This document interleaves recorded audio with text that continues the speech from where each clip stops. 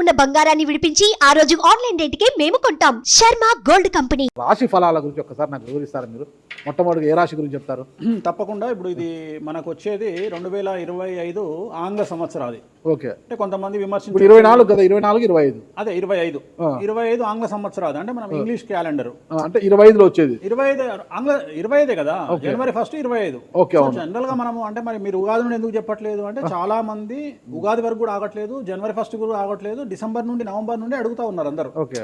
ఇప్పుడు క్లయింటెల్ నన్ను అడిగేవాళ్ళు ఏంటంటే గురూజీ ఇప్పుడే చెప్పేసేయండి మాకు, మేము జాగ్రత్తలు తీసుకుంటామని చెప్పి అడుగుతా ఉన్నారు.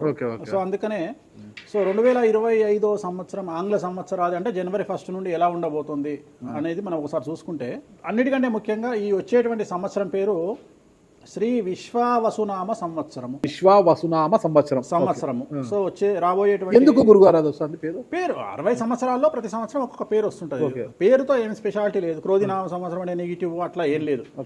సంవత్సరాల్లో దీని పేరు విశ్వావసునామ సంవత్సరం. సో ఈ సంవత్సరానికి అధిపతి రాజు కాబట్టి, రవి కాబట్టి రాజు.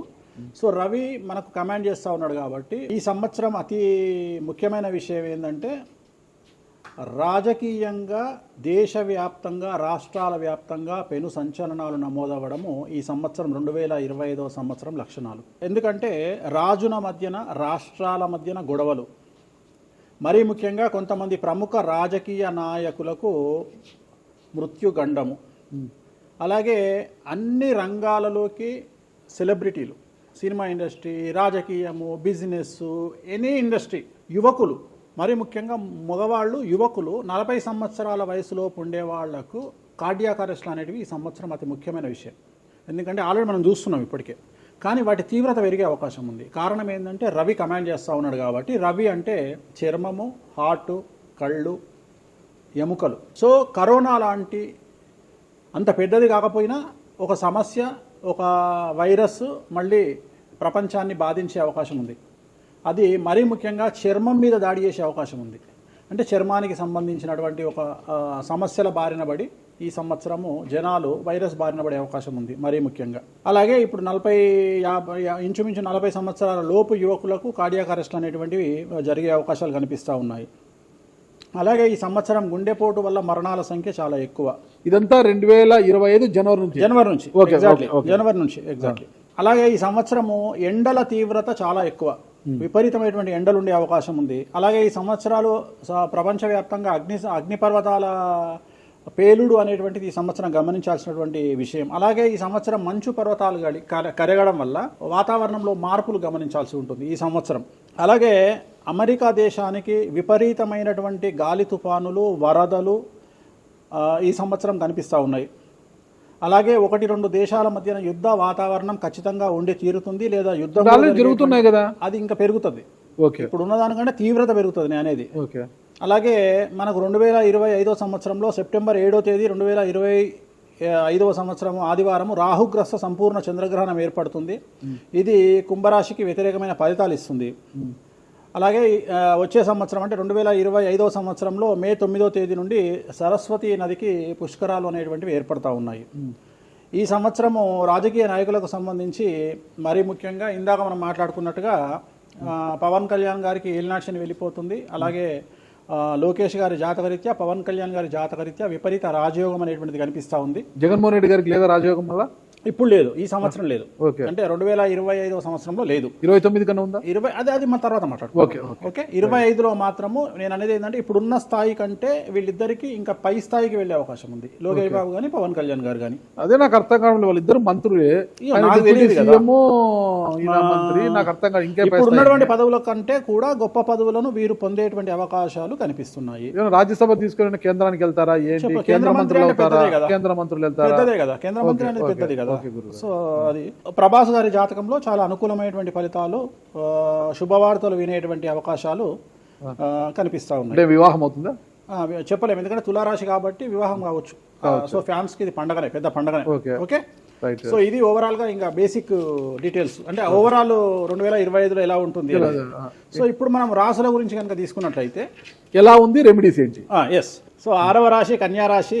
కన్యారాశి వారికి 2025లో ఆదాయం 14, వ్యయం 2, రాజపూజ్యం 6, అవమానం 6. వీరికి చాలా చాలా అనుకూలంగా ఉండబోతోంది. ఆరోగ్య లాభము, ధనలాభము, బంధుమిత్ర లాభము, నూతన గృహలాభము లేదా భూలాభము, అన్ని రంగాల వారికి జీవనం చాలా చాలా బాగుంటుంది. న్యాయవాద వృత్తిలో ఉండేవారికి, ప్రభుత్వ ఉద్యోగంలో ఉండేవారికి ప్రమోషన్ లాంటివి కనిపిస్తున్నాయి.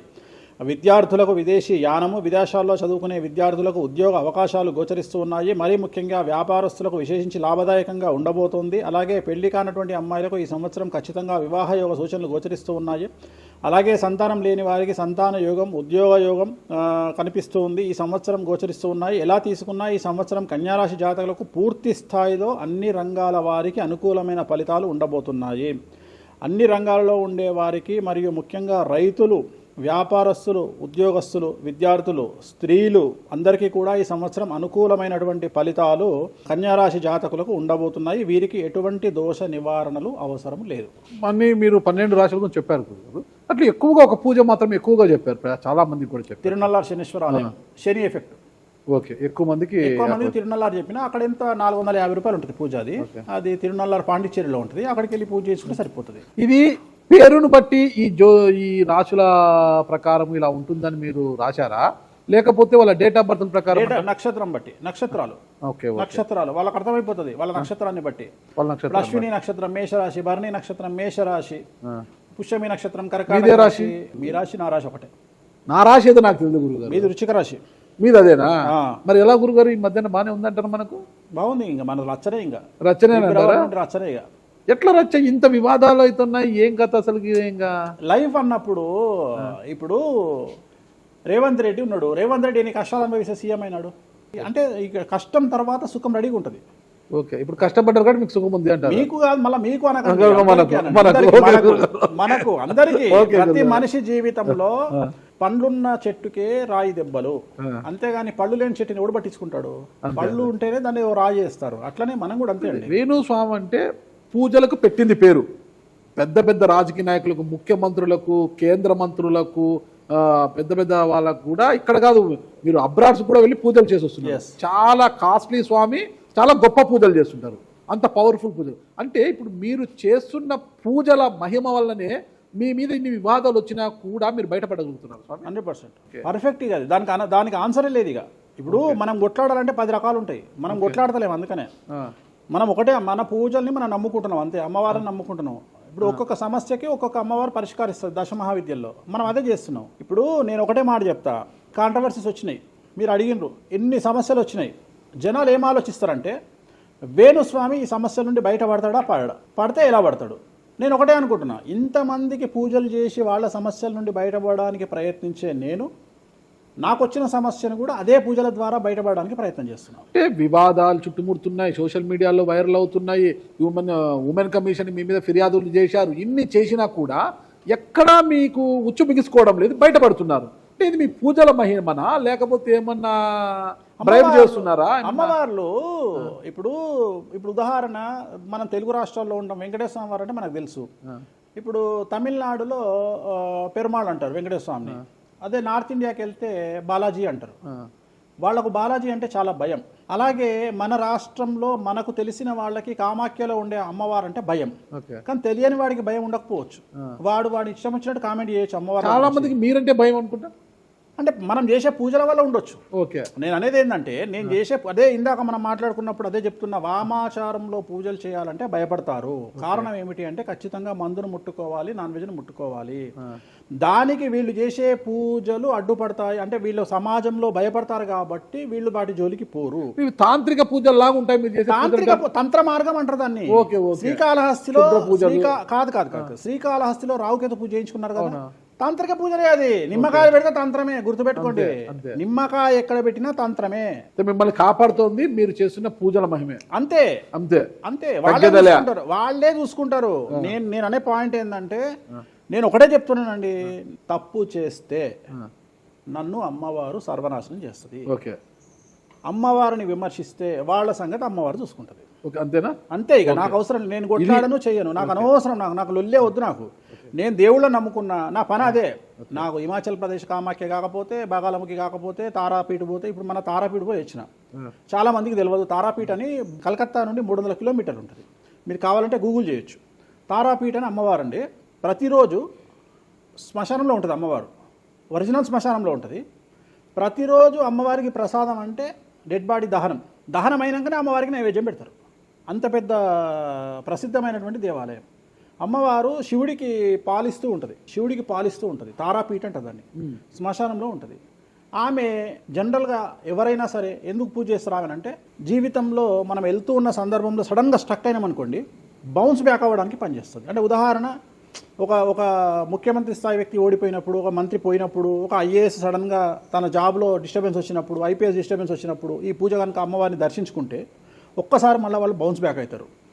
అంటే బిగ్ బ్యాంగ్ థియరీ అనేది అక్కడ పనిచేస్తుంది. మనం మళ్ళీ ఒక్కసారి బౌన్స్ బ్యాక్ అయ్యి ముందుకు దూకడానికి అమ్మవారు పనిచేస్తుంది. నేను సజెస్ట్ చేస్తుంటాను చాలామందికి, వ్యాపారంలో స్టక్ అయినప్పుడు, లేకపోతే ఉద్యోగంలో స్టక్ అయినప్పుడు, అట్లా స్టక్ అయినప్పుడు అయితే మీ తారాపీఠ వెళ్ళి దర్శనం చేయించుకోండి. అక్కడ దర్శనమే, పూజలు ఉండవు, జస్ట్ దర్శనమే. అమ్మవారికి పోయి దండం పెట్టుకొని వస్తే చాలు, ఒక్కసారి మళ్ళీ వాళ్ళు బౌన్స్ బ్యాక్ అవుతారు.